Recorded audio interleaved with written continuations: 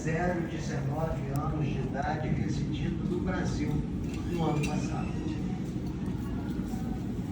Matéria-prima para trabalhar com pediatria a gente tem, né? Região Sudeste, tá? É a mais populosa do país.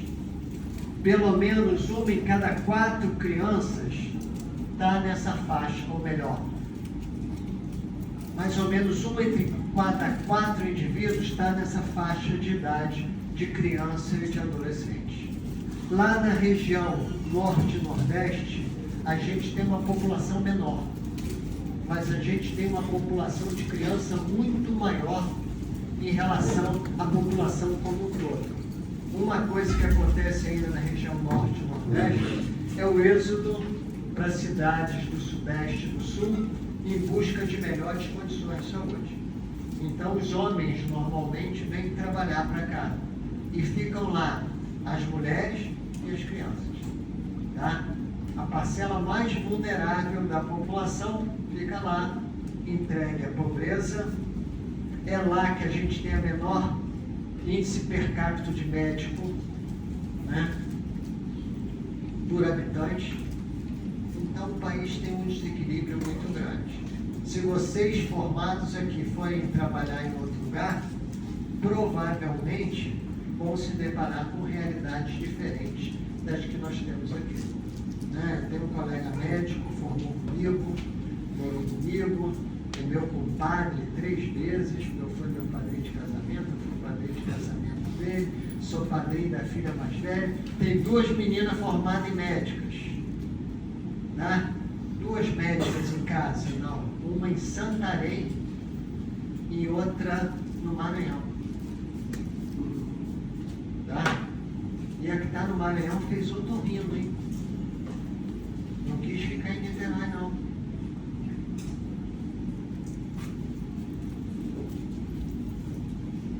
Então, olha lá, por região, mais ou menos quanto que corresponde à população de criança e adolescente, tá? Então, é um número significativo que a gente tem de crianças e adolescentes. Então, nada mais justo de que eu faça programas que atendam essa população. E é isso que vai melhorar nossas condições.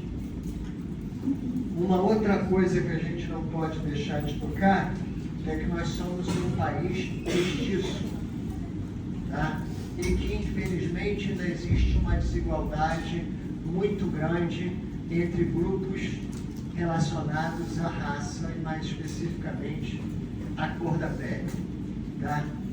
Então, se a gente vê ali, a maior parte da nossa população, ela é composta por indivíduos pardos, mestiços.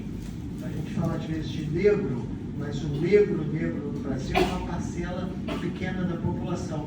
Da mesma maneira que o branco não é uma parcela tão grande da população. Então, ações de saúde voltadas para grupos específicos são necessárias e são válidas. Porque às vezes a gente se questiona, não, mas não teria que estar fazendo para todos? Teríamos que estar fazendo para todos, se pudéssemos fazer para todos. Se não podemos fazer para todos, vamos fazer para aqueles que estão mais precisando nesse momento. A isso a gente chama equidade, né? Dá mais para quem mais precisa. Renda. Aí é para assustar vocês, tá? A meta é até 2030 reduzir a metade a proporção de homens, mulheres e crianças de todas as idades que vivem na pobreza monetária e não monetária de acordo com as definições nacionais. Tá? Então vamos lá. Em 2022, que foi o dado que saiu agora, que esse dado demora um pouquinho mais a ser computado, 62,7 milhões de pessoas declaram viver com uma renda domiciliar mensal per capita de até meio salário mínimo, sendo que 23,4 milhões dessas pessoas informam viver com a metade disso, R$ 303 por mês. Então, se eu somar os dois ali, ó, 85, 86 milhões de pessoas no Brasil vivem com menos de meio salário mínimo. E quando a gente fala assim, a criança tem que mamar no peito. Ah, não, mas a mãe compra um leitinho. Quem tem dinheiro para comprar o leitinho, compra o leitinho. Mas 86% da população não tem dinheiro nem para necessidade básica, ainda mais para comprar o leitinho. Se ela não mamar no peito, ela vai mamar o quê? Um leite água bem diluído com farinha, com grande proporção de farinha, com hidrato de carbono. Excesso de açúcar no meu corpo vai para onde? Olha a aula de histologia. Vai para o glicosaminoglicano, lá do tecido conjuntivo, né? E aí o bichinho fica gordinho, né? Porque glicosaminoglicano é água, água mais açúcar, fica pesadinho, só que quando eu palpo a criança, ela é mole, né? E para fazer mielina, precisa de quê? Proteína, gordura.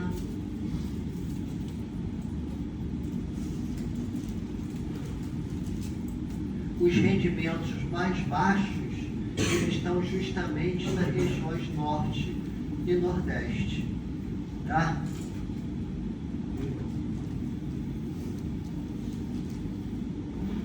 Então aí um mapinha para mostrar para vocês, ó, até um quarto de salário mínimo em milhões. O sul é o Brasil diferente, né? Quando a gente fala sul, sudeste, olha lá como é que a gente é diferente das outras regiões, né? Centro-oeste também, por ter uma população baixa e ser basicamente agrícola, também a gente tem uma situação mais tranquila, tá? Nutrição, meta até 2030, erradicar a fome e garantir o acesso de todas as pessoas, em particular os mais pobres e em situação de vulnerabilidade, criança, idoso, gestante, alimentos seguros, culturalmente adequados. O que é alimento seguro? Alimento seguro é um alimento de boa qualidade, natural, sem agrotóxico, não muito processado, tá? E aí o que a gente vê no nosso país? Campos, por exemplo. Campos até há uns anos atrás, você não via gavião carcará voando. Não via canarim da terra comendo semente por aqui, tá? E via uma população de desnutridos enorme. Porque aqui a gente teve o quê? Monocultura açucareira. E o indivíduo não podia plantar nem no entorno da casa dele. A cana vinha até a janela. Tá? Então, um país que tem tanta terra, grande parte da nossa terra não gera alimento para a nossa população. Tá? Esse é um problema que a gente precisa enfrentar, e muito. E aí, com isso, o indivíduo que não tem a terrinha em volta com alimento de boa qualidade para colher, ele cai aonde? Ele cai no industrializado. Porque tem a promessa de uma nutrição por um preço que ele, fazendo um sacrifíciozinho, ele consegue comprar uma nutrição enorme. Você já ouviu falar de Danoninho? Danoninho. Bom, né? Quando o Danoninho foi lançado, tá?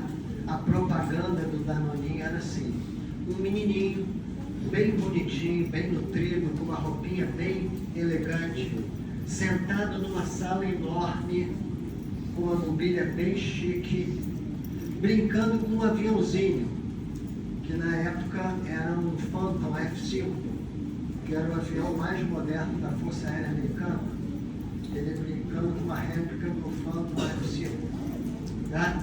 E aí falava-se alguma coisa sobre nutrição no meio da propaganda, e no final falava assim: Danoninho vale por um bifinho. Qual é a mãe e o pai que não vai querer dar um danoninho pro filho? Ele não pode comprar o bifinho, que a carne está cara pra caramba, né? Então, de vez em quando, ele compra um danoninho e dá pro filho, na esperança de que o vale seja valer em termos de nutrição, mas vale em termos de caloria. O danoninho tem a mesma caloria que o bifinho, só que não tem a mesma composição nutricional de um bifinho, tá? Olha lá, vocês acreditam que em 2021 a gente ainda tem 4,3% de crianças com desnutrição? E se vocês olharem ali, a gente melhorou bastante, né?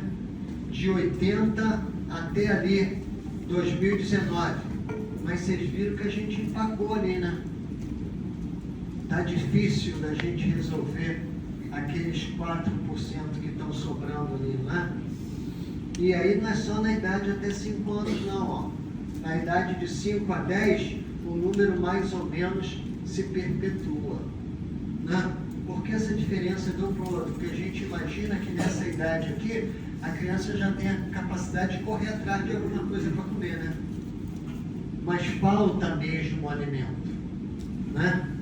Agora, quer ver um negócio interessante? 4,5 mais ou menos, 4,3, 4,5 de desnutrição. E olha a obesidade. 7,6% das crianças estão na faixa da obesidade. Tá? Então a gente não conseguiu resolver o problema da desnutrição e já estamos enfrentando um outro problema que está no outro extremo da questão, que é a obesidade, que está relacionada com o quê? Está relacionada com a utilização de alimentos ultraprocessados, está relacionado ao excesso de tempo de tela, está relacionado à falta de atividade física, né? Hoje em dia eu tenho um número relativamente significativo de adolescentes no consultório. Quando eles chegam, a primeira brincadeirinha já é: sabe que você é bicho? Mas mais quando não me conhece, o cara já me olha assim: não, cara, você não aprendeu na escola que você é animal racional? Ah, aprendi. Então vamos lá. Se você aprendeu na escola que você é animal racional, a comida saudável está na natureza ou está na fábrica? Na natureza. Aí vamos lá. Se dividir tudo que você come por 3, 2 partes estão vindo da natureza? Vocês. Se dividir tudo que vocês comem por 3, 2 partes estão vindo da natureza? Aí eu ainda falo mais: quando você era bicho, você tinha que correr atrás do bichinho que você ia comer, não é? Agora não, agora o bichinho está morto dentro da geladeira. Então a gente come mal, não se exercita, tá? E aí na adolescência é bonitinho, nem na adolescência é bonitinho porque sofre bullying, é um monte de apelido, né? Mas na idade adulta é pior ainda, porque o corpo que você forma na adolescência é o corpo que você vai levar para o resto da vida. Se perdeu na adolescência, vai ter que ficar brigando com a balança o resto da vida. Tá? Vamos lá, ó. Vocês acreditam que em 2022 nós ainda tivemos 191 óbitos no Brasil por desnutrição? Se eu pegar as crianças que morreram de outra coisa e avaliar se elas tinham algum grau de desnutrição ou não, isso aí aumentaria muito. Mas aquele número ali é das crianças que foram internadas para serem tratadas por desnutrição, por fome, e que morreram por causa disso. Tá? Esse dado está subestimado e muito, porque no meio da internação ela pega uma pneumonia, na hora que vai dar o atestado de óbito, causa morte e pneumonia, né? Mas essas crianças morreram porque eram desnutridas. Vamos lá, a gente pretende até 2030 enfrentar principalmente as mortes evitáveis de recém-nascidos crianças menores de 5 anos, para tentar diminuir a mortalidade que está concentrada principalmente nesse período neonatal, tá? 2022 mostrou uma tendência de aumentar a mortalidade infantil. A mortalidade infantil ela vinha caindo nas últimas décadas. Mais ou menos de 2019 para cá, essa tendência aumentou. Tá? Tem um viés aí que pode ser o seguinte: nasceram menos crianças. Então, como nasceram menos crianças, aquelas questões do período neonatal que a gente não tem como resolver, ou que a gente não resolveu até agora, elas impactaram, mas de qualquer maneira é uma coisa preocupante. A gente tinha uma meta para alcançar e cada vez a gente vai ficando mais longe dessa meta. Olha lá a minha meta qual é? 5 mortes por 1000 nascidos vivos. Olha onde a gente está. 12,6 mortes, tá? De crianças até 1 ano para cada 1000 nascidos vivos. Por que é importante eu ver mortalidade? Porque se eu sei como uma população morre, eu sei os tipos de doença que ela tem e sei como que ela vive, não é? Então, quando eu vou pensar qualquer estratégia para melhorar as condições de saúde de uma população, eu preciso saber esses dados, tá? E aí, para ter uma coisa concreta aí para perguntar para você na prova, né? Eu preciso dizer para vocês que sabem como é que calcula a mortalidade? Uma vez caiu isso na prova. Falei, vou dar uma questão de graça desses alunos. Vou perguntar assim, como é que se calcula a mortalidade infantil? Alguém escreveu assim, é o número de vezes que a criança morre no primeiro ano de vida. Ela morre porque precisa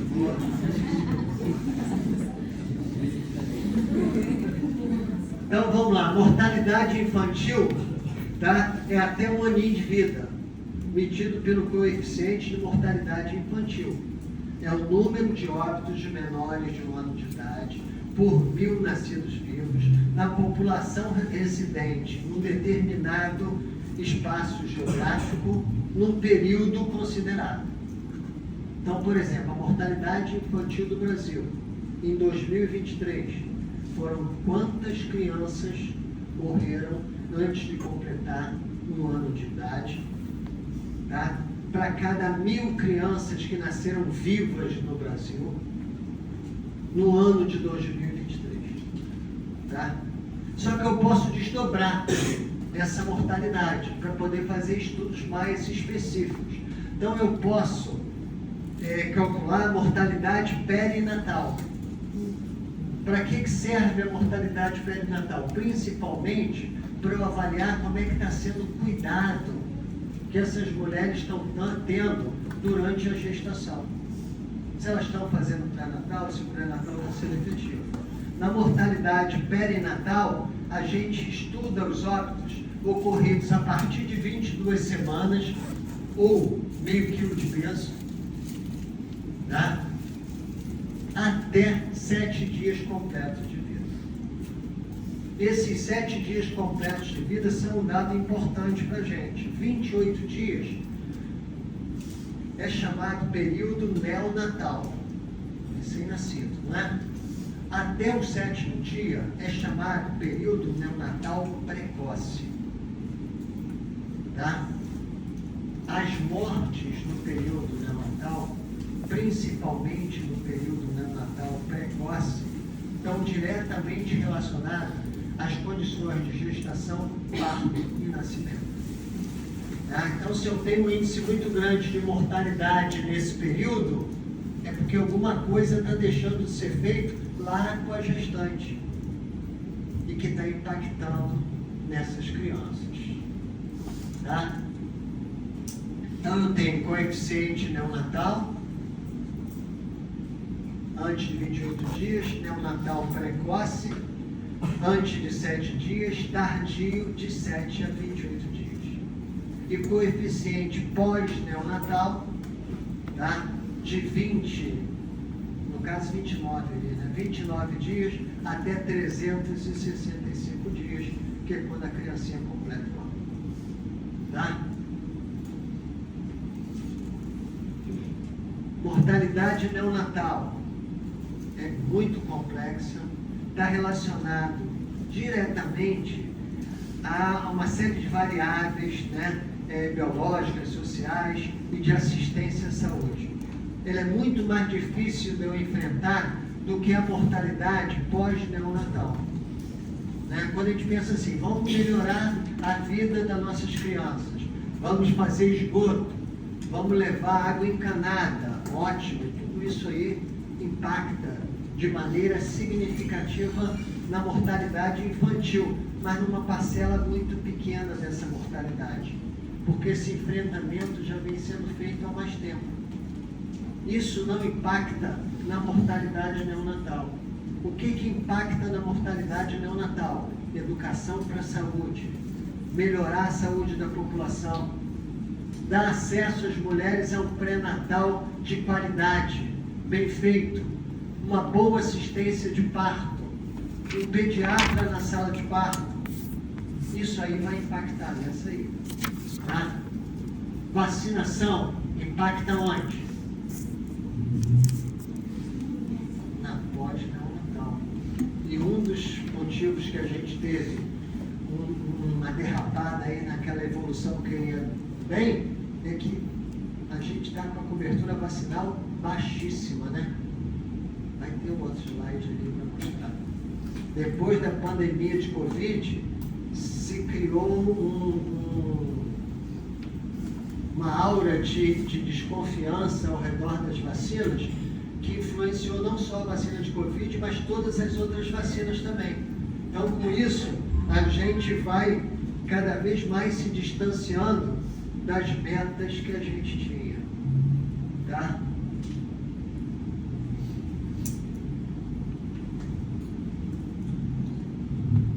As causas relacionadas à gestação, parto e nascimento correspondem à maior parcela da mortalidade.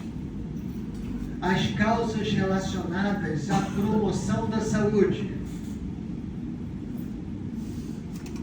são uma parcela importante ainda, mas bem menor.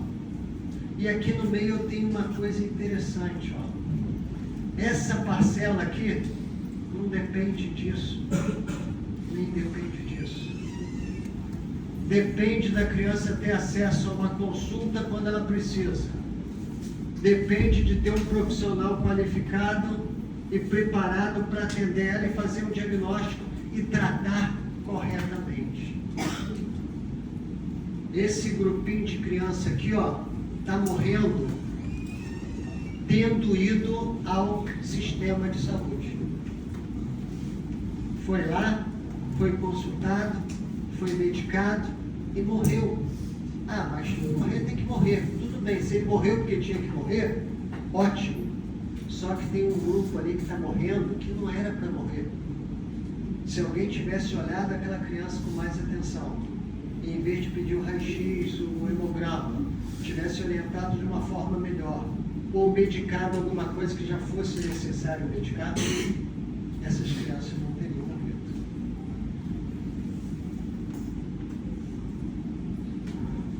– 70% dos óbitos ocorrem no período neonatal. Tá? Desses 70% que ocorrem, 70% ocorrem nas primeiras 24 horas de vida. Tá? Principal causa, prematuridade. Vou contar uma história para vocês. Eu não vou identificar, mas eu conheço um lugar, tá, que interna recém-nascido. E que, quando chegou perto do Natal, na semana que antecedia o Natal, o responsável pela UTI neonatal procurou o diretor clínico do hospital e falou assim: olha, a UTI neonatal está lotada. Se nascer mais uma criança, eu não tenho onde enfiar. Aí o diretor clínico falou assim: não tem problema não. Chamou lá os assistentes deles. Onde é que aluga incubadora? Onde que aluga respirador? Qual é o nome daquela empresa que tem técnico de enfermagem para ser contratado? Vamos deixar tudo de sobreaviso, separa dois quartos que vão estar vazios, porque não importa tanto no período de Natal. Qualquer coisa a gente monta uma UTI, né? Passou o Natal, passou o Ano Novo e não nasceu nenhuma criança que precisou de UTI. Só nasceu criança que não precisou de UTI. O que vocês acham disso? Eu acho que os médicos queriam ficar soltos no Natal e no Ano Novo e tiraram as crianças todas antes do tempo. Quando a gente fala de epidemia de cesariana, não é que a gente seja, porque pediatra é contra a cesariana. Não, eu não sou contra a cesariana, não. Meus 2 filhos nasceram de cesariana. Tá? A primeira, 9 centímetros de dilatação. Roda para uma posterior. Aí o obstetra fala para mim assim: mudou para posterior. O que a gente vai fazer? Vou esperar? Eu falei: meu amigo, o médico é você. Eu sou pediatra, eu só quero depois que sair daí. Mas me tira uma criança em condição aí. Não vai me tirar a criança toda chubada, não. Bota na mesa e opera. Tinha indicação. Tá? Agora, não, meu avô faz aniversário dia 24 de julho. Então amanhã a mulher vai internar para ter o neném no dia do aniversário do avô. Aí sai um nenenzinho de 38 semanas, mas com uma maturidade limítrofe ainda, faz uma membrana hialina. E aí faz uma infecção, faz uma sepse. E se não morrer, tá bom, mas vai ficar uma sequelinha, ou se sair perfeito, nós vamos ter que agradecer muito a Deus. Tá? Então, cesariana é um ótimo procedimento médico, obstétrico, mas tem suas indicações. Né? Agora, escolher dia, pode até escolher a via de parto, não estou nem sendo tão radical. Vai escolher a via de parto? Escolhe até nascer cesariana, mas espera pelo menos entrar em trabalho de parto. Quando entrar em trabalho de parto, deita na mesa e opera. Né? Agora, deitar alguém numa mesa para operar, sem a pessoa ter nem um sinalzinho de que vai parir, né? E aí, no período neonatal, além da prematuridade, vem a reboque, a asfixia por hipóxia. Tem as malformações congênitas. Essas daqui, a gente não tem muito aonde trabalhar já nessa etapa, mas um acompanhamento genético, né? Uma avaliação pré-concepcional ajudaria a resolver isso aí. No neonatal tardio, 7 a 27 dias, a gente tem as infecções perinatais, a malformação passa a ser a segunda e a prematuridade passa a ser a terceira. Tá? Na pós-neonatal, sem dúvida nenhuma, a principal são as infecções. E atualmente, a principal são as infecções respiratórias. Né? Se você hoje for no HGG, for no Ferreira Machado, for no